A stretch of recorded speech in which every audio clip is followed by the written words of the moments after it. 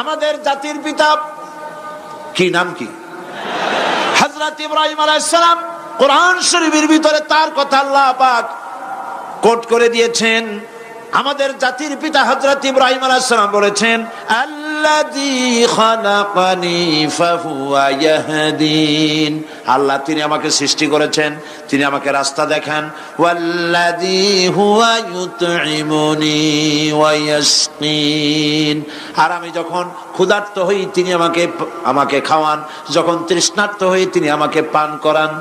ওয়া ইযা মারিতু ফাহুয়া ইয়াশফিন। আর যখন আমি অসুস্থ হই, রোগাক্রান্ত হই, আল্লাহ রাব্বুল আলামিন তখন আমাকে রোগ মুক্ত করে দেন। সুবহানাল্লাহ। আমার অসুখ হলে কে রোগ মুক্ত করেন? সুতরাং দীর্ঘস্থায়ী কোন রোগ হয়েছে, মুমিন হতাশ হবে না। মুমিন হতাশ হবে না। হতাশ হয় কেবলমাত্র কাফের। হতাশ হয় কে? মুমিন কখনো হতাশ হয় না। হতাশ হওয়া ইমানের পরিপন্থী কাজ। আল্লাহ পাক বলেছেন, লা তাকনাতু মির রাহমাতিল্লাহ, আমার রহমত থেকে মায়ুস হয়ো না। দেখেন হযরত আইয়ুব আলাইহিস সালাম কত বড় রোগ হয়েছে, শরীর পোকায় ধরেছে, জর্জরিত হয়েছে, দুর্গন্ধ হয়েছে, গ্রামের লোকেরা তাকে বের করে দিয়েছে, স্ত্রী পুত্র পরিজন সব চলে গিয়েছে। এমনকি জিহ্বায় যখন পোকা ধরল, হযরত আইয়ুব আলাইহিস সালাম আল্লাহ রাব্বুল আলামিনের দরবারে ফরিয়াদ করলেন, আন্নী মাসসানিয়াদ-দুররু ওয়া আনতা আরহামুর রাহিমিন। আয় আল্লাহ, আমি অসুস্থ হয়ে পড়েছি, আমি রোগাক্রান্ত হয়েছি, আর তোমার নাম রহমান রহিম, তুমি আমাকে রোগ মুক্ত করো। হযরত আইয়ুব আলাইহিস সালাম আল্লাহর দরবারে ফরিয়াদ করলেন, রব্বুল আলামিন সারা শরীরে পোকায় জর্জরিত হয়ে গেছে, এখন আমার জিহ্বায় পোকা ধরেছে, মাবুদ গো আমি তোমার কাছে ফরিয়াদ করি, আমার জিহ্বায় পোকা দিও না, কারণ জিহ্বাটাও যদি নষ্ট হয়ে যায় তাহলে তোমার মতো আল্লাহর জিকির আমি কি দিয়া করব। হযরত আইয়ুব আলাইহিস সালাম আল্লাহ পাকের কাছে যখন এ ধরনের ফরিয়াদ জানালেন, রব্বুল আলামিন তাকে তার রোগ মুক্ত করে দিলেন, তার স্ত্রী পুত্র সব আল্লাহ রব্বুল আলামিন ফিরাইয়া দিলেন। সুবহানাল্লাহ। সুতরাং মুমিন ব্যক্তি, কোরআন শরীফে সব আছে, কোরআনের মতো শ্রেষ্ঠ ওয়াজের কিতাব পৃথিবীতে আর শুধু বোঝার দরকার। বিপদে যত বড় বিপদ আসুক, কোন বিপদে মুমিন ধৈর্য হারাবে না। হযরত ইয়াকুব আলাইহিস সালামের ছেলে ইউসুফ আলাইহিস সালামকে যখন তিনি হারায় ফেললেন, তিনি অধৈর্য হয়ে গেছিলেন নাকি? অধৈর্য হন নাই। কারণ আমি আমার বক্তৃতার সূচনায় বলেছি, আমরা কল্যাণ বুঝি না, অকল্যাণও বুঝি না। কোন বিপদ আসলে পরে আমরা হয়রান হয়ে যাই, কিন্তু বিপদের মধ্যে কল্যাণ আছে আমরা তা বুঝতে পারি না। কথা বুঝে আসছে? হযরত ইউসুফ আলাইহিস সালামকে কুয়ার ভিতরে ফেলে দেওয়া হলো। 11 ভাই মনে করেছে কুয়ার ভিতরে ফেলে দিয়া ইউসুফ আলাইহিস সালামকে মেরে ফেললাম, কিন্তু তারা বোঝে নাই আসল কামটা কি হয়েছে। এটা তো কুয়া নয়, এটা একটা টানেল, এটা একটা সুড়ঙ্গ। একদিকে কেনান হলো তার এক মুখ, ওই সুড়ঙ্গের এক মুখ হলো কেনানের। কেনান ইউসুফ আলাইহিস সালামকে ফেলে দেওয়া হলো কুয়ার ভিতরে মারার জন্যে, কিন্তু আল্লাহ পাকের ইচ্ছা ইউসুফ আলাইহিস সালাম মরবে না।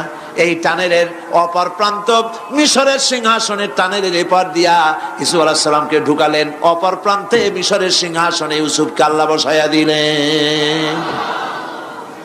হযরত ইয়াকুব ছেলের জন্য অধৈর্য হলেন না। যখন তিনি খবর পেলেন ছেলে বাঘে খেয়ে ফেলেছে, তিনি তখন বলেছেন, ফাসাবুরুন জামিলুন আসাল্লাহু আইয়াতিয়ানি বিহিম জামিআ ইন্নাহু হুয়াল আলিমুল হাকীম। ফাসাবরুন জামিল, আমি উত্তম ভাবে ধৈর্য ধারণ করলাম, এবং আমি বিশ্বাস করি আল্লাহ রাব্বুল আলামিন আমার হারানো সবকিছু আমাকে ফিরাই দিবেন। বহু বছর পর যখন হযরত ইউসুফ আলাইহিস সালাম প্রেসিডেন্ট হয়েছেন মিশরের, 11 ভাই গেল সেখানে সাহায্য আনার জন্য। সেই ঘটনা তো শোনাবো না, এমনি বলে যাচ্ছি। এরপরে তিনি তাদেরকে পরিচয় দিলেন, ওরা ভয় পেয়ে গেল। তিনি বললেন, ভয়ের কোনো কারণ নাই, লা তাসরিবা আলাইকুমুল ইয়াউম, আজকে আমি কোনো প্রতিশোধ তোমাদের নেব না। সুবহানাল্লাহ। এর নাম পয়গম্বর, এর নাম কি? আল্লাহর নবী। আমি আজকে কোনো প্রতিশোধ তোমাদের নেব না, তোমরা যাও। পিতার অবস্থা তিনি জানলেন, কাঁদতে কাঁদতে পিতার চোখ দুটো নষ্ট হয়ে গেছে। ইয়াকুব আলাইহিস সালাম, হযরত ইউসুফ আলাইহিস সালাম বললেন যাও। নিজের জামাটা খুললেন, গায়ের জামা খুলে বললেন ভাইরা আমার এই জামা নিয়ে যাও, আর আমার আব্বার চোখের উপরে এই জামাটা রেখে দিও। ছেলেরা যখন হযরত ইউসুফ আলাইহিস সালামের জামা নিয়ে মিশর থেকে রওনা করেছে, গল্প নয়, উপন্যাস নয়, আল্লাহ পাক এই কোরআন শরীফের সূরা ইউসুফে বলেছেন জামা নিয়ে মিশর থেকে রওনা করেছেন। কোথায় মিশর আর কোথায় কেনান?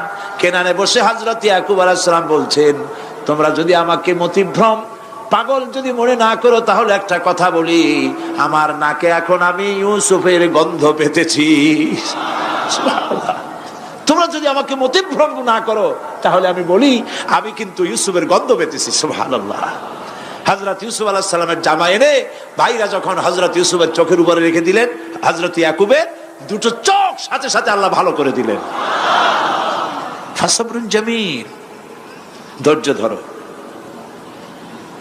ঈমানদার ব্যক্তি আশার উপরে তার জীবন বাঁচে, কারণ যত বড় বিপদ আসুক না কেন আশ্রয় পাওয়ার একটা জায়গা আছে, তার নাম হলো আল্লাহ। নাম কি? বলেন আল্লাহ। সবাই বলেন আল্লাহ আল্লাহ আল্লাহ আল্লাহ। হযরত ইউনূস আলাইহিস সালাম মাছটাকে গিলে ফেলে দিল, মাছটাকে গিলে মাটির অতল তলদেশে চলে গেছে। এত বড় বিপদ পৃথিবীর কোন মানুষের হতে পারে নাকি? বলেন, কি বলেন? মাছের পেটের ভিতরে জানালা নাই, দরজা নাই, বেরোবার কোনো পথ নাই, মাছ গেছে পানির অতল তলদেশ। আল্লাহ পাক কোরআন শরীফের ভিতরে মানুষকে শোনান, আল্লাহ ওয়াজ করছেন। সুবহানাল্লাহ বলেন। আল্লাহ পৃথিবীর মানুষকে ওয়াজ করছেন, দুনিয়ার মানুষকে শোনান। আমার ইউনূস তো ধৈর্য হারা হয় নাই। ওয়াজান্নুন ইয যাহাবা মুগাদিবান ফাযান্না আন লান নাকদিরা আলাইহি فنادى في الظلمات أن لا إله إلا أنت سبحانك إني كنت من الظالمين فنادى في الظلمات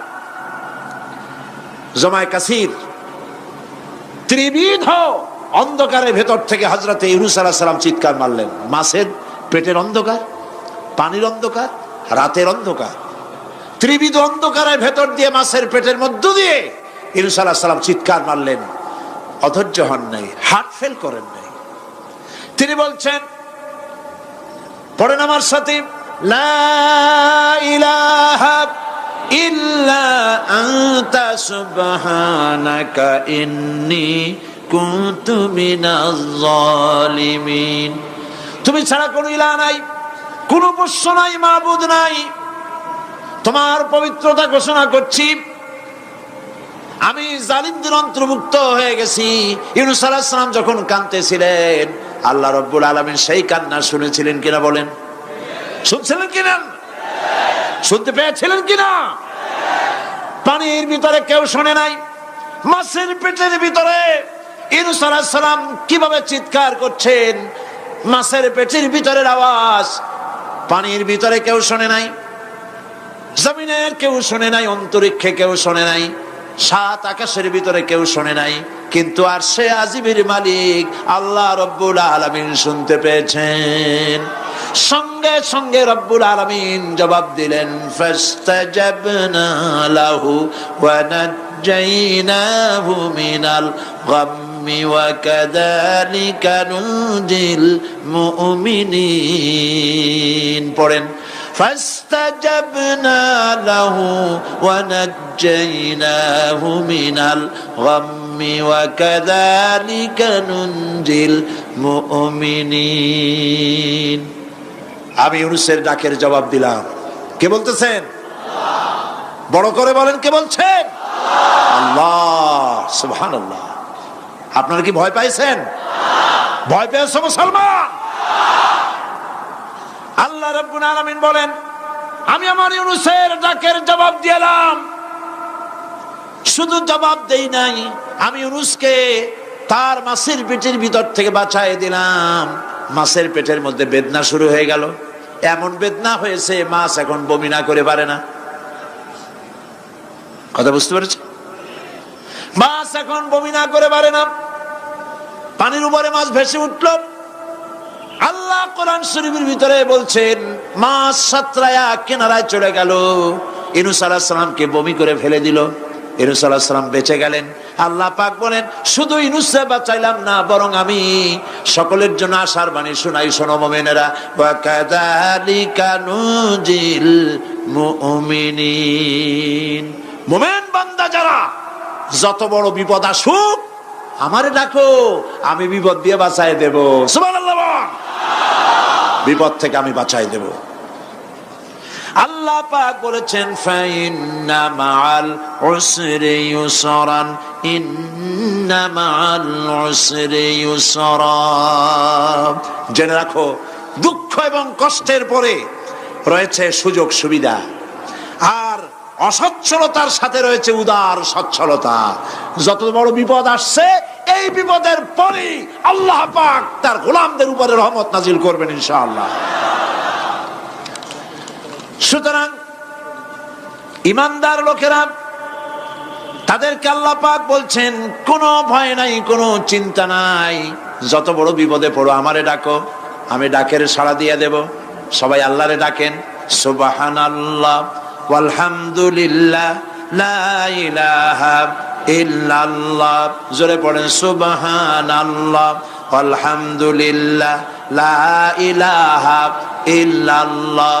সুবহানাল্লাহ ওয়ালহামদুলিল্লাহ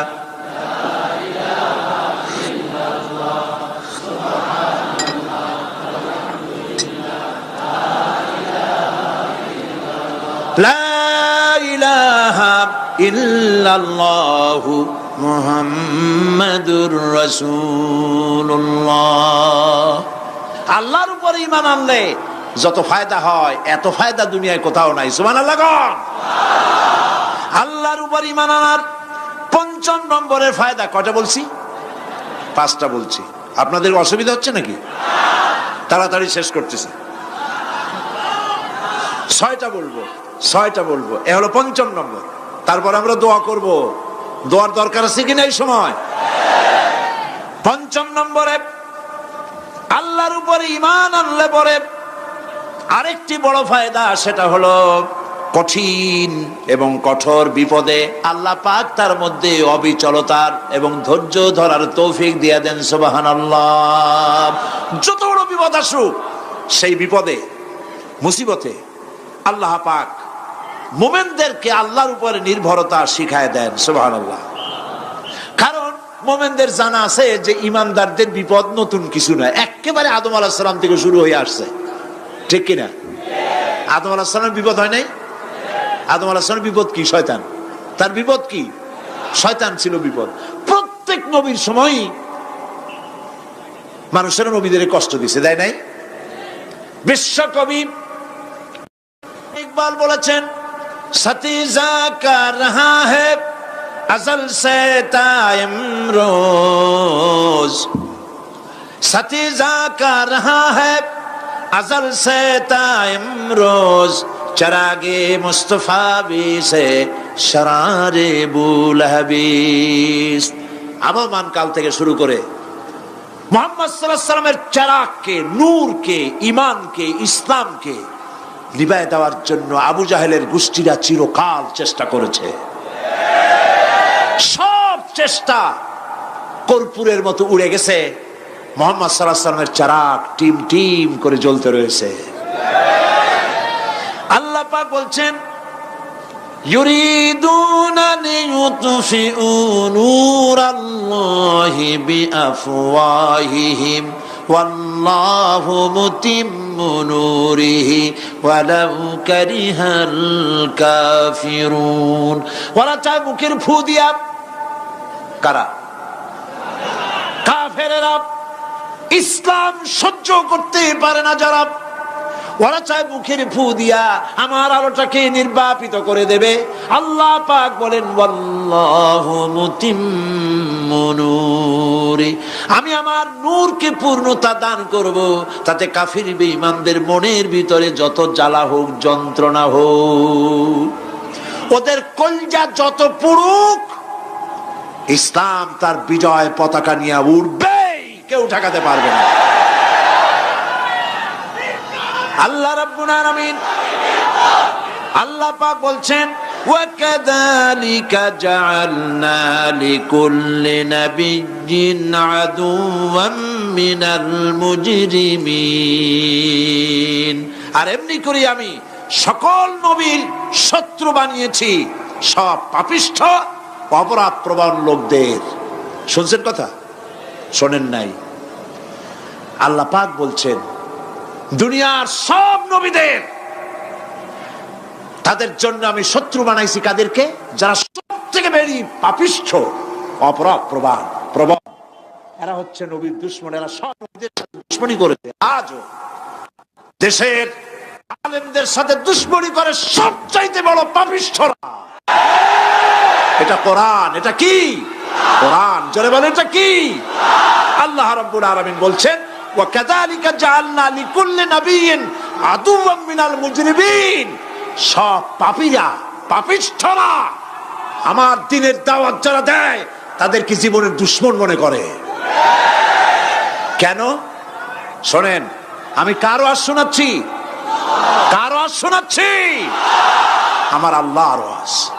অপরাধটা কি? নবীদের বিরুদ্ধে, নবীর ওয়ারিস ওয়ারাসাতুল আম্বিয়া কারা,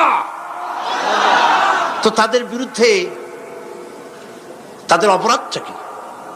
তাদের অপরাধ সম্পর্কে আল্লাহ নিজে বলেন ওয়ামা নাকামু মিনহুম ইল্লা আইয়ুমিনু বিল্লাহিল আজিজিল হামিদ। এদের বিরুদ্ধে অ্যাকশন নেওয়ার আর কোনো অপরাধ ওদের নাই। ওদের একমাত্র অপরাধ, ওরা আল্লাহর জমিনে আল্লাহর আইন প্রতিষ্ঠা করতে চায়। এটাই হচ্ছে অপরাধ। এই অপরাধে নবীদের শাস্তি হয়েছে। নবীরা মার খেয়েছেন, সাহাবায়ে কেরাম মার খেয়েছেন। আমরা তো সাহাবায়ে কেরামের জুতার ধুলার সমানও নই, সুতরাং এগুলি আমাদের পাওনা। এই রক্তের বিনিময়, জীবনের বিনিময় আল্লাহ পাক তার দ্বীনকে প্রতিষ্ঠা করবেন ইনশাআল্লাহ। হযরতে খাব্বাব, বুখারী শুনুন, বুখারীর হাদিস। আমি কোনো কথা বানিয়ে বলি না, আমি লেখাপড়া করি, পড়াশোনা করি, চোখে দেখি, তারপরে কথা বলার চেষ্টা করি। বাজে গপ্প কিস্সা কাহিনী বলার অভ্যাস আমার কোনো কালে ছিল না, নাই। রাসূল করিম সাল্লাল্লাহু আলাইহি ওয়াসাল্লামের মতো মানুষ, ওনার মতো মানুষ, আহারে, তার চাইতে শ্রেষ্ঠ মানুষ কি পৃথিবীতে আছে? তিনি মার খাইছেন না খান নাই? আহা, কিভাবে তাকে মারলো! গলায় চাদর দিয়ে পেঁচাইয়া আছাড় মেরে ফেলে দিয়ে তারপরে তাকে প্রহার করা হয়েছে। আবু জাহেল মেরেছে, বেহুশ হয়ে গেছেন হুজুর। হযরত হামজা তখনও কাফের ছিলেন। শিকার থেকে ফিরে এসে মুহাম্মদ সাল্লাল্লাহু আলাইহি ওয়াসাল্লামের অবস্থা দেখে পায়ের রক্ত মাথায় উঠে গেছে। আপন ভাইয়ের ছেলে, আর এমন ছেলে। চলে গেলেন আবু জাহেলের বাড়ি, বললেন আবু জাহেল, তুই নাকি মুহাম্মদ সাল্লাল্লাহু আলাইহি ওয়াসাল্লাম মারছিস, কেন মারলি? তিনি তো ভালো কথাই বলেন, সব সময় বলেন সত্য কথা বলো, মানুষের উপকার করো, এতিমকে আশ্রয় দাও। এত সুন্দর সুন্দর ভালো ভালো কথা বলেন, তার মতো ভালো মানুষ তো দুনিয়ায় দেখি নেই। মারলি কেন? তুই কি মনে করছিস যে আব্দুল্লাহ মারা গেছে বলে এতিম হয়ে গেছে মুহাম্মদ সাল্লাল্লাহু আলাইহি ওয়াসাল্লাম? তোর মনে রাখা উচিত আব্দুল্লাহ মারা গেছে, হামজা মরে নাই। হযরত হামজা ধনুক বাইর করলেন, এক বাড়ি মারলেন মাথার উপরে, মাথা ফাটা রক্ত বেরিয়ে গেল। হামজা হন হন করে হেঁটে এলেন রাসূলের কাছে। হুজুরের অসুস্থ দেহ মোবারক কোলে উঠায় নিয়ে বললেন বাবা, তার মস্তক মোবারক কোলে উঠায় নিয়ে বললেন, আমি আবু জাহেলের মাথা ফাটিয়ে রক্ত বের করে দিয়ে এসছি, তুমি একটু খুশি হও। হুজুর বললেন, চাচা কার মাথা ফাটাইছেন, কার রক্ত বের করেছেন, এই কথা বলে তো আমাকে আপনি খুশি করতে পারবেন না। তিনি বললেন, বাবা তুমি কি হলে খুশি হও? তিনি বললেন, আমি খুশি হই চাচা তোমার মুখে যদি একটা বার আমি ঈমানের কলেমা শুনতে পাই। হযরতে হামজা বললেন, মুহাম্মদ সাল্লাল্লাহু আলাইহি ওয়াসাল্লাম, আমার বুঝতে মোটেও কষ্ট হয়নি, তুমি কোনো সাধারণ মানুষ নও। সাধারণ মানুষের প্রতিশোধে তুমি বিশ্বাসী হতে, খুশি হতে, প্রতিশোধে বিশ্বাসী হওনি, তুমি অবশ্যই আল্লাহর নবী। আমি আল্লাহকে সাক্ষী রেখে, আমি তোমাকে সাক্ষী রেখে ঈমানের কালেমা ঘোষণা করছি, লা ইলাহা ইল্লাল্লাহু মুহাম্মাদুর রাসূলুল্লাহ। ভাইরা আমার, আল্লাহর দ্বীন প্রতিষ্ঠার জন্য আমার নবীদেরকে কষ্ট করতে হয়েছে, সাহাবায়ে কিরামদেরকে কষ্ট করতে হয়েছে, আল্লাহর ওলিদেরকে, ইমাম আবু হানিফা রাহমাতুল্লাহ আলাইহিকে 8 বছর জেলের মধ্যে রাখা হয়েছিল। ইমাম আহমদ বিন হাম্বলকে চাবুক মেরে মেরে গায়ের গোশত আর চামড়া তুলে ফেলে দেওয়া হয়েছিল। তারপরেও তারা বাতিলের সামনে মাথা নত করে নাই। এর নাম হচ্ছে ইসলাম। এর নাম কি?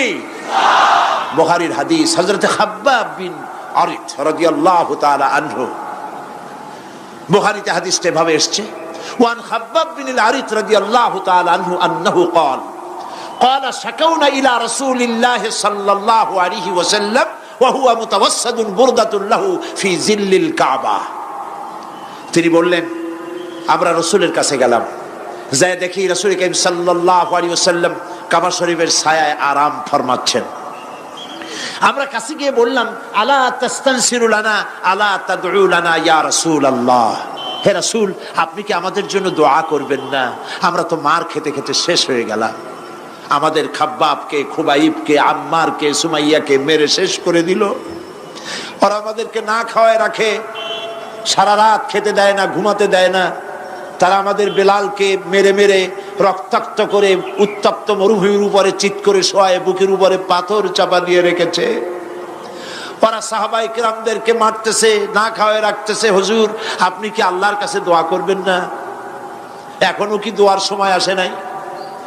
হাদিস শরীফে এসেছে, হুজুর সাল্লাল্লাহু আলাইহি ওয়াসাল্লাম উঠে বসলেন, বললেন, ও খাব্বাব, তোমাদের আগে এই পৃথিবীতে যারা দ্বীনের দাওয়াত নিয়ে এসেছিলেন, সমকালীন রাষ্ট্র শক্তি তাদেরকে ধরতো, ফায়ুহাজুর রাজুলু ফায়ুহফারু লাহু ফিল আরদ, তাদেরকে ধরে তাদের জন্য কবর খনন করা হতো জীবিত মানুষের জন্য। ফায়ুজআলু ফিহা, এরপরে সেই গর্তের ভিতরে তার কোমর পর্যন্ত গেড়ে দেওয়া হতো। সুম্মা ইউতা বিল মানশার, এরপরে করাত আনা হতো। ফায়ুদাউ আলা রাসিহি, এরপরে সেই করাত তার মাথার উপরে রাখা হতো। ফায়ুজআলু নিসফাইন, করাত দিয়া ঘষে ঘষে চিরে চিরে জীবিত মানুষকে দ্বিখণ্ডিত করে ফেলে দেওয়া হতো। মা ইয়াসুদ্দুহু যালিকা আন দীনিহি, এত কষ্ট দেওয়ার পরেও আল্লাহর গোলামদেরকে এক চুল জায়গা দিন থেকে সরায় দেওয়া যায় নাই। ওয়াল্লাহি ওয়াল্লাহি, ও খাব্বাব আমি আল্লাহর নামে কসম করি, লাইউতাম্মান্নাল্লাহু হাদাল আমরা হাত্তা ইয়াসিরু রাকিবু মিন সানআ ইলা হাদরামাউত, আমি আমার আল্লাহর নামে কসম করি। কে কসম করছেন? সুবহানাল্লাহ বলবেন না? রাসূলুল্লাহ কসম করছেন, আমি কসম করি আল্লাহর, সেদিন বেশি দূরে নয় যেদিন ইয়েমেনের রাজধানী সানা থেকে শুরু করে হাজরামাউত পর্যন্ত হাজার হাজার মাইল সওদাগরেরা তাদের পণ্য নিয়ে, মহিলারা তাদের সৌন্দর্যের পসরা নিয়ে একাকিনী অথবা দলবদ্ধভাবে যাতায়াত করবে মরুভূমির উপর দিয়ে। লা ইয়াখাফু ইল্লাল্লাহ, আল্লাহ ছাড়া তাদের অন্তঃকরণে কোনো ভয় থাকবে না। ওয়ালাকিন্নাকুম তাস্তাজিলুন, তোমরা বড্ড তাড়াহুড়ো করছো, অপেক্ষা করো, সেরকম সময় আসবে। রাসূল করিম সাল্লাল্লাহু আলাইহি সাল্লাম সেরকমের সময় দিতে পেরেছিলেন নাকি পারেন নাই? পেরেছিলেন কিনা? সেজন্য রক্ত দিতে হয়েছে, সেজন্য মার খেতে হয়েছে, সেজন্য জেলে যেতে হয়েছে। রাসূল করিম সাল্লাল্লাহু আলাইহি সাল্লামকে, জেল তো নতুন কিছু নয়। ইউসুফ আলাইহিস সালাম জেলে থাকেন নাই? জেলে থাকেন নাই? থেকেছে। রাসূল করিম সাল্লাল্লাহু আলাইহি সাল্লাম জেলে ছিলেন না? সেই জেল এরকমের দেওয়ালে ঘেরা জেল নয়, পাহাড়ে ঘেরা, চতুর্দিক থেকে পাহাড়ে ঘেরা শিয়াবে আবি তালেব। 3 বছর, কতদিন? টানা 3 বছর রাসূল, তার সাহাবী, তাদের স্ত্রীরা, বাচ্চা বাচ্চা ছেলেপেলেরা 3 বছরের মধ্যে সরকার ঘোষণা করেছে এদের সঙ্গে কথা বলবে না, বাজার ঘাটে যেতে পারবে না, কেনা বেচা করতে পারবে না, সামাজিক বয়কট। সামাজিকভাবে বয়কট করে রেখেছে। সাথে যা ছিল খাবারগুলি শেষ হয়ে গেছে।